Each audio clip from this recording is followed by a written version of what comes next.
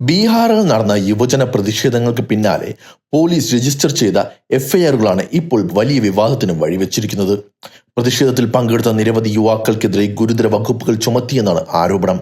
ഇതിനെതിരെ വിദ്യാർത്ഥി സംഘടനകളും മനുഷ്യാവകാശ പ്രവർത്തകരും ശക്തമായി രംഗത്തെത്തിയിരിക്കുകയാണ്. സംഭവത്തിന്റെ പശ്ചാത്തലം നോക്കാം. ബീഹാറിൽ യുവാക്കളും വിദ്യാർത്ഥികളും സർക്കാർ നിയമനങ്ങൾ, ചോദ്യപേപ്പർ ചോർച്ച എന്നിവയുമായി ബന്ധപ്പെട്ട ആവശ്യങ്ങൾ ഉന്നയിച്ച് പ്രതിഷേധം സംഘടിപ്പിച്ചിരുന്നു. പ്രതിഷേധത്തിനിടെ ചില സ്ഥലങ്ങളിൽ പോലീസും പ്രതിഷേധക്കാരും തമ്മിൽ സംഘർഷമുണ്ടായതും റിപ്പോർട്ടുകളുണ്ട്. അതിന് പിന്നാലെയാണ് വിവിധ പോലീസ് സ്റ്റേഷനുകളിൽ കേസുകൾ രജിസ്റ്റർ ചെയ്തത്. ദ വയർ റിപ്പോർട്ട് പ്രകാരം ഒരു എഫ്ഐആറിൽ 144 പേരെ പേരെടുത്ത് പ്രതികളാക്കുകയും കൂടാതെ ഏകദേശം 5000 അജ്ഞാതരെയും പ്രതിപ്പട്ടികയിൽ ഉൾപ്പെടുത്തുകയും ചെയ്തിട്ടുണ്ട്. ഈ കേസുകളിൽ കൊലപാതക ശ്രമം ഉൾപ്പെടെയുള്ള ഗുരുതര വകുപ്പുകൾ ചുമത്തിയതായും റിപ്പോർട്ടിൽ പറയുന്നു. ഈ എഫ്ഐആറിൽ പ്രായപൂർത്തിയാകാത്ത ചില കുട്ടികളുടെ പേരുകളും ഉൾപ്പെട്ടിട്ടുണ്ടെന്ന് വിദ്യാർത്ഥി സംഘടനകൾ ആരോപിക്കുന്നു. കുട്ടികളുടെ പേരുകൾ എങ്ങനെ ഇത്തരം കേസുകൾ ഉൾപ്പെട്ടു എന്നതാണ് ഇപ്പോൾ ഉയരുന്ന പ്രധാന ചോദ്യങ്ങളിലൊന്ന്.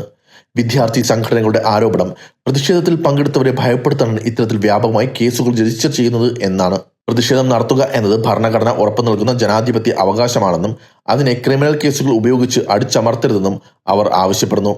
അതേസമയം നിയമവും ക്രമവും പാലിക്കാനുള്ള ഉത്തരവാദിത്തത്തിന്റെ ഭാഗമായാണ് നടപടികൾ സ്വീകരിച്ചതെന്നാണ് പോലീസിന്റെ നിലപാട്. പ്രതിഷേധത്തിനിടെ നിയമലംഘനവും അക്രമ സംഭവങ്ങളും നടന്നതിനാലാണ് കേസുകൾ രജിസ്റ്റർ ചെയ്തതെന്നാണ് അധികാരികൾ പറയുന്നത്. ഇപ്പോൾ ഉയർന്ന പ്രധാന ചോദ്യങ്ങൾ ഇവയാണ്. പ്രതിഷേധം നടത്തിയ എല്ലാവർക്കുമെതിരെ ഗുരുതര വകുപ്പുകൾ ചുമത്തുന്നത് ന്യായമാണോ? ആയിരക്കണക്കിന് അജ്ഞാതരെ ഒരൊറ്റ എഫ്ഐആറിൽ ഉൾപ്പെടുത്തുന്നത് നിയമപരമായി ശരിയായ നടപടിയാണോ?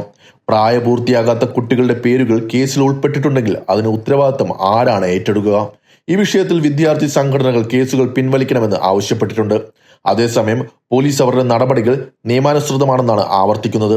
ഇനി ഈ വിഷയത്തിൽ കോടതി ഇടപെടുമോ അല്ലെങ്കിൽ സർക്കാർ പുതിയ തീരുമാനം എടുക്കുമോ എന്നതാണ് ശ്രദ്ധിക്കപ്പെടുന്നത്. ഈ സംഭവ വികാസം പ്രതിഷേധ സ്വാതന്ത്ര്യവും നിയമപാലനവും തമ്മിലുള്ള സന്തുലിതാവസ്ഥയെക്കുറിച്ചുള്ള വലിയ ചർച്ചയ്ക്ക് വീണ്ടും തുടക്കമിട്ടിരിക്കുകയാണ്.